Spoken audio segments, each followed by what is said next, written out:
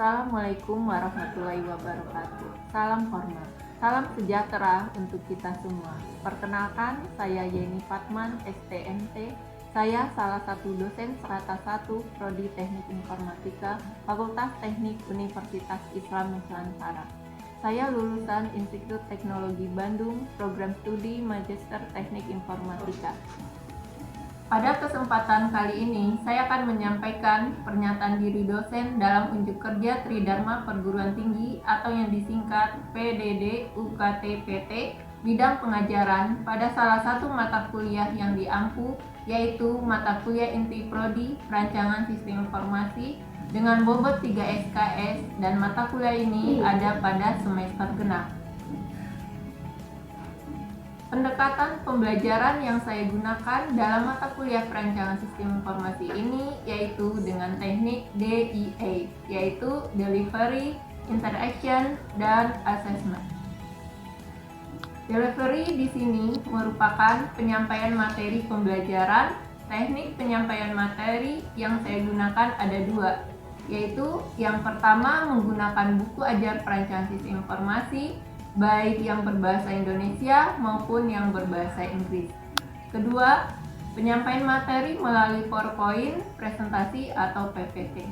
Ketiga, penyampaian materi melalui video pengajaran yang dapat memuat kasus-kasus terkini yang berkaitan dengan materi perkuliahan. Berikutnya, pendekatan pembelajaran interaction. Menjelaskan bagaimana cara saya berinteraksi dengan mahasiswa selama proses perkuliahan. Pendekatan pembelajaran dengan teknik interaction yang saya lakukan selama perkuliahan yaitu antara lain: pertama, metode tanya jawab. Setelah saya menjelaskan materi pembelajaran di kelas, saya selalu membiasakan mahasiswa untuk aktif di kelas dengan cara mahasiswa dapat bertanya langsung mengenai materi perkuliahan yang sudah dijelaskan dan belum dipahami, atau mengenai isu-isu terkini serta aplikasinya di lingkungan sekitar. Sehingga akan terbentuk interaksi secara aktif antara dosen dengan mahasiswa, sehingga proses pembelajaran jadi komunikatif dan terjadi komunikasi dua arah. Yang kedua, diskusi kelas. Mahasiswa membuat kelompok dan mendiskusikan permasalahan atau kasus-kasus yang ditetapkan. Kemudian, mahasiswa mengerjakan tugas kelompok dan mempresentasikan hasil kelompoknya kepada kelompok lain. Kelompok lain memberikan feedback terhadap hasil presentasi yang dilakukan, sehingga terbentuk interaksi yang aktif dan komunikatif antar mahasiswa di kelas. Ketiga, penggunaan perangkat lunak Learning Management System atau yang dikenal dengan LMS.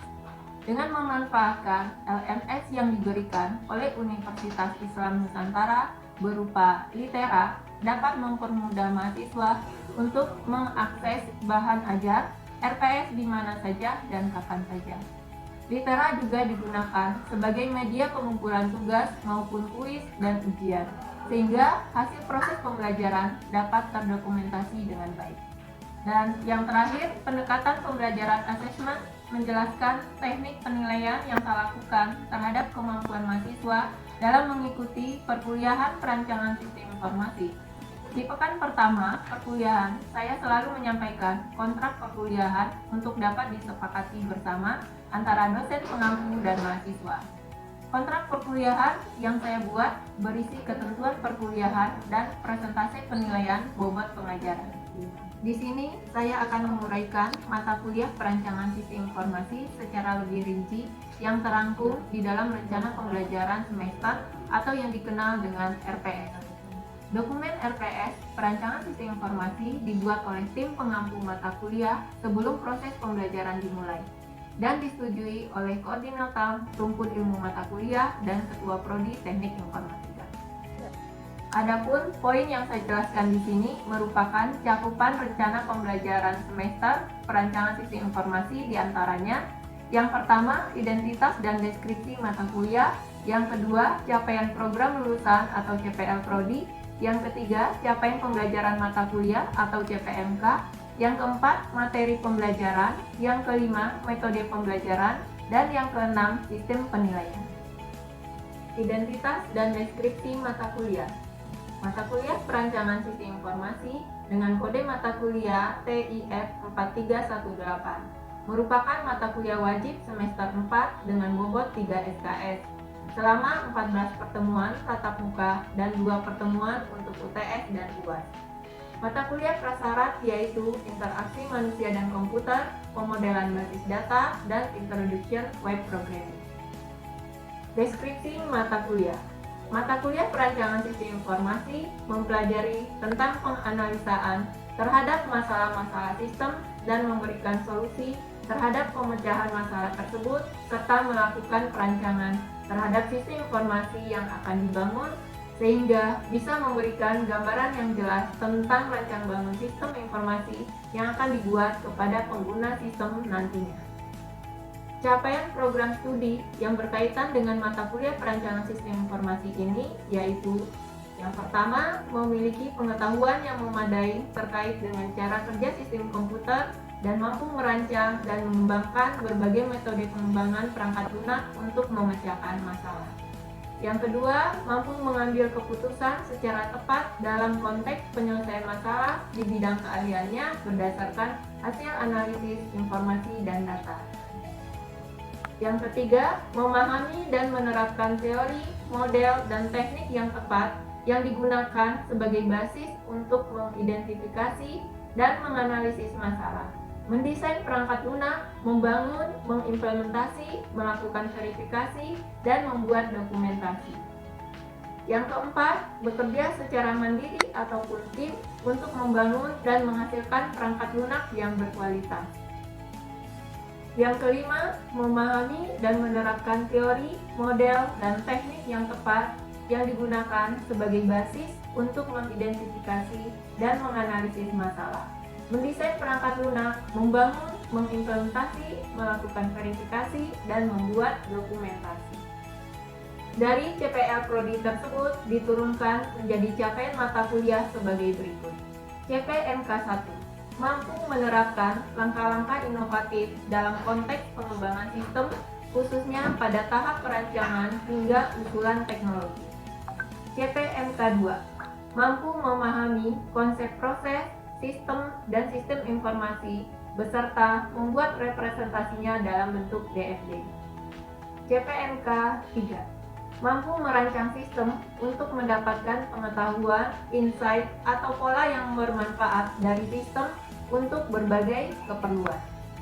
CPMK 4, mampu merancang dan mengusulkan solusi berbasis sistem berdasarkan dan sesuai dengan teori ilmu komputer dan dasar pengembangan perangkat lunak. Dari CPMK tersebut kemudian diturunkan menjadi bentuk kemampuan akhir yang akan dicapai oleh mahasiswa yang disebut dengan sub CPMK yang terdiri dari 7 sub CPMK. Di antaranya sub CPMK 1 mampu memahami tentang dasar-dasar sistem dan sistem informasi. Sub CPMK 2 mampu memahami karakteristik dan perkembangan sistem informasi. Sub CPMK 3 mampu memahami konsep analisis sistem dan mengidentifikasi permasalahan pada suatu sistem informasi. Sub CPMK 4 mampu memahami konsep dan metode perancangan sistem informasi. Sub CPMK 5 mampu memahami representasi yang digunakan dalam perancangan sistem informasi. Sub CPMK 6 mampu menguraikan tahapan analisis dan perancangan terstruktur dalam pengembangan sistem informasi di perusahaan. Sub CPMK 7 mampu mengimplementasikan analisis dan perancangan sistem informasi ke dalam contoh kasus. Materi pembelajaran. Adapun materi pembelajaran sebagai berikut. Pengertian dan karakteristik sistem, pengertian sistem informasi, analisis sistem informasi, pengenalan pengembangan sistem informasi, metode pengembangan sistem informasi, data flow diagram, entity relationship diagram, dan kamus data, implementasi kasus sistem informasi secara berkelompok. Metode pembelajaran. Proses pembelajaran dilakukan secara luring di kelas dengan metode ceramah, tanya jawab, diskusi, penugasan kelompok dengan konsep project based learning. Sistem penilaian. Di awal perkuliahan, saya selalu menyampaikan sistem penilaian sehingga mahasiswa dapat memahami dari awal. Adapun komponen penilaian pada mata kuliah perancangan sistem informasi sebagai berikut.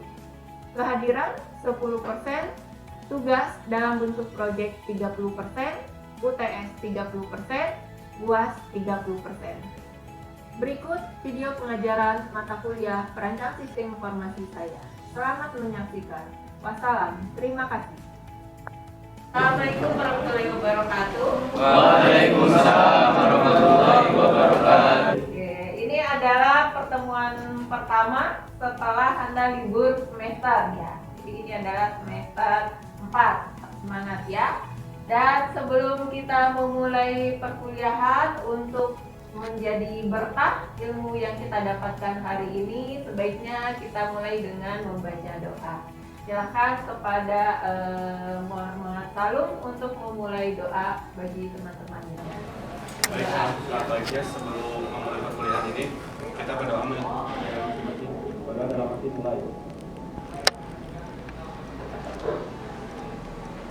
Berdoa selesai. Terima kasih kepada pimpinan doanya. Kita masih tetap menggunakan sistem atensi di Litera. Dan karena kita di sini sudah menggunakan perkuliahannya sudah offline, jadi atensinya ada dua, online dan offline. Sedangkan untuk offline kita menggunakan atensi. Jadi mahasiswa mengisi absen, para absen nanti akan dicek kembali oleh dosen. Dan secara online tetap melakukan absen di Litera. Silakan masing-masing mahasiswa login ke Litera dan melakukan absensi online sesuai dengan jadwal perkuliahan hari ini. Dan silakan mulai melakukan absensi.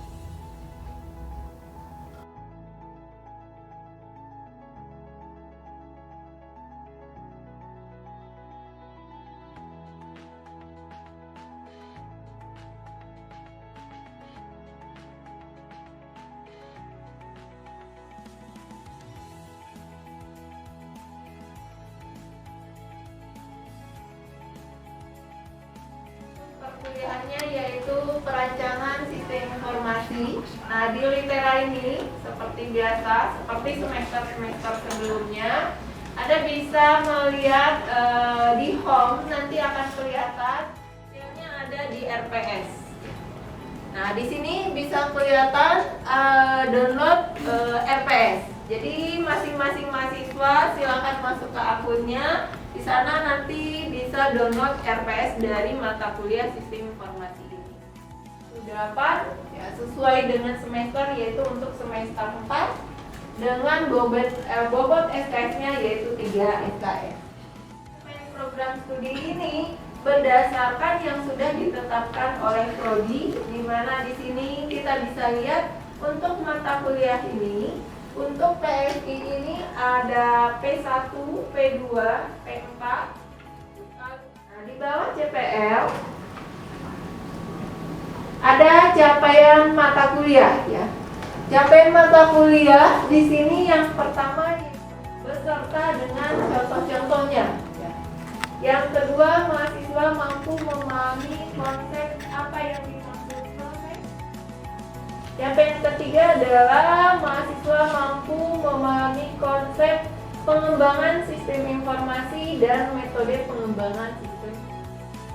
Untuk tiap pertemuan, nah pertemuan kita ini totalnya adalah 16 pertemuan, di mana di pertemuan ke-8 itu UTS dan di pertemuan ke-16 itu adalah UAS. Kalau dalam mata kuliah ini kita akan menghasilkan sebuah produk yaitu sistem informasi ya, dimana detail-detail tentang materi yang akan dibahas itu sudah dijelaskan di RPS tadi. Nah, untuk pertemuan pertama mata kuliah ini ya berarti kita akan membahas pendahuluannya terlebih dahulu ya, apa sih yang dimaksud dengan sistem informasi. Nah, sebelum masuk ke materi, terlebih dahulu kita akan tetapkan dulu untuk komposisi penilaian di kuliah ini. Yang pertama yaitu kehadiran itu 10%, dan di sini ada tugas 30%, di mana tugas di sini itu sistemnya adalah kelompok. ada inputan dalam bentuk data, lalu diproses, lalu keluarlah yang namanya output, keluaran dari produk sistem informasi, yaitu yang namanya informasi. Jadi ada data dalam bentuk inputan, diproses, lalu keluarlah hasil dalam bentuk informasi. Nah, yang ditujukan untuk lingkungan luar, pihak-pihak yang berkaitan. Nah, misalnya, contohnya kita langsung kasih yang kita gunakan di perkuliahan hari ini, misalnya sistem informasi akademik yang disebut tadi litera, ya. Nah, inputannya kira-kira dalam bentuk, misalnya tadi kita melakukan absensi, ya, baik secara online atau secara offline. Nah, datanya apa kira-kira dari sistem informasi absensi tadi? Inputannya kehadiran siswa, ya. Lalu diproses nanti menjadi, dihasilkanlah sebuah informasi dalam bentuk apa? Kalau perkuliahan absensi, ya, diketahui nanti berapa orang yang hadir dan berapa orang yang tidak hadir. Nah, untuk menghasilkan tersebut berarti dibutuhkan yang namanya tadi inputan, input, output, proses. Selain itu juga ada yang namanya subsistem, ada yang namanya suprasistem, ada yang namanya batas, dan ada yang namanya kontrol dan feedback. Tapi dari 8 komponen ini yang harus ada minimal 3 poin, yaitu ada input dalam bentuk data, lalu ada proses dalam bentuk proses apa? Contoh tadi proses absensi. Lalu dalam bentuk output, dalam bentuk informasi yang dihasilkan. Ya. Nah, itu contoh nyata di lingkungan kita. Contoh hasil dari sebuah sistem informasi yang sering kita lihat di kehidupan sehari-hari. Bisa lihat tadi sistem informasi di lingkungan kita, yaitu sistem informasi akademik. Salah satunya yang sedang kita jalani tadi adalah absensi, ya. Nah, sebelum masuk ke sana, terlebih dahulu kita juga harus lihat apakah sistem informasi tersebut bisa kelihatan atau tidak, ya. Jadi sistem informasi tersebut itu berkaitan dengan sistem fisik atau sistem kerja, ya. Dimana di sini kita bisa lihat yang dimaksud sistem fisik adalah kegiatan, ya, seperti tadi kita absensi, kita kuliah, kan kelihatan nih kuliahnya, kelihatan kita melakukan absensi, itu fisik, itu secara fisik. Nah, dari sistem fisik, dari kegiatan kita melakukan absensi tersebut, itu direkam datanya, diinput, misalnya ada status siapa yang hari ini hadir, siapa yang hari ini tidak hadir, gitu ya. Lalu kita bisa lihat produk hasilnya, ya, hasilnya tadi kita sudah melakukan perkuliahan. Nah, dari sistem fisik ini akan menetapkan untuk pengambilan keputusan, ya. Jadi misalnya dari perkuliahan kita ini nanti diketahui ternyata ada satu orang, misalnya mahasiswa namanya A, dia tidak pernah hadir selama 1 semester. Nanti akan menjadi statusnya selama 1 semester dia tidak akan hadir. Itu akan memberikan keputusan untuk pimpinan apakah dia statusnya akan dilanjutkan untuk semester berikutnya atau tidak. Jadi sistem kita, sistem informasi ini akan menentukan untuk keputusan manajerial, ya. Jadi dari kegiatan fisik dihasilkanlah nanti ada sistem informasi untuk hasilnya untuk menentukan keputusan bagi manajerial, ya, bagi pimpinan. Jadi tujuan dari sistem informasi ini adalah membantu pimpinan atau pihak-pihak manajerial dalam mengambil keputusan. Nah, kita bisa lihat dari gambar ini, mungkin saja itu akan merubah, misalnya nanti akan membuat kebijakan-kebijakan baru. Misalnya dari perkuliahan tadi, misalnya yang tidak pernah hadir. Jadi mungkin saja nanti ketika setelah 50% sudah tidak pernah hadir, mungkin saja nanti peraturan otomatis nanti akan dinonaktifkan otomatis. Programnya, aplikasinya mungkin nanti otomatis akan menonaktifkan mahasiswa tersebut. Jadi inilah tujuan dari sistem informasi, hasil dari informasi yang dihasilkan. Oke, nah apakah dari penjelasan ini ada pertanyaan tentang sistem fisik dengan sistem kerja? Nama saya Trianto Reswijaya, kelas Teknik Warga 1, semester 4. Ingin bertanya Bu, apa sih Bu produk akhir dari mata kuliah ini? Oke, terima kasih Trianto, pertanyaan yang sangat bagus sekali ya. Jadi berarti intinya adalah bagaimana membangun sebuah aplikasi. Informatika itu kan produk akhirnya dalam bentuk aplikasi. Jadi bagaimana Anda membangun sebuah aplikasi untuk membantu menghasilkan sebuah sistem informasi, untuk menghasilkan sebuah informasi yang dihasilkan oleh organisasi. Jadi nanti produk akhir dari kuliah ini masing-masing Anda nanti akan berkelompok, akan menghasilkan sebuah sistem informasi yang akan dirancang dan diimplementasikan.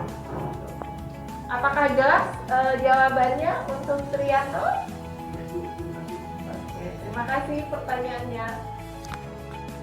Silakan sebutkan nama dan pertanyaan. Baik, saya ingin bertanya, apa sih perbedaan sistem informasi dengan teknologi informasi?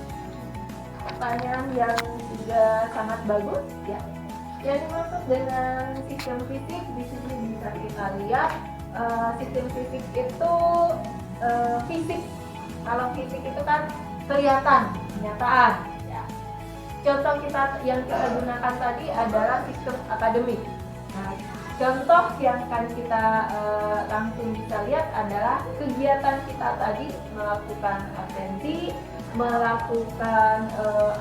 baik offline maupun online, melakukan perkuliahan hari ini kan kita bisa lihat kelihatannya.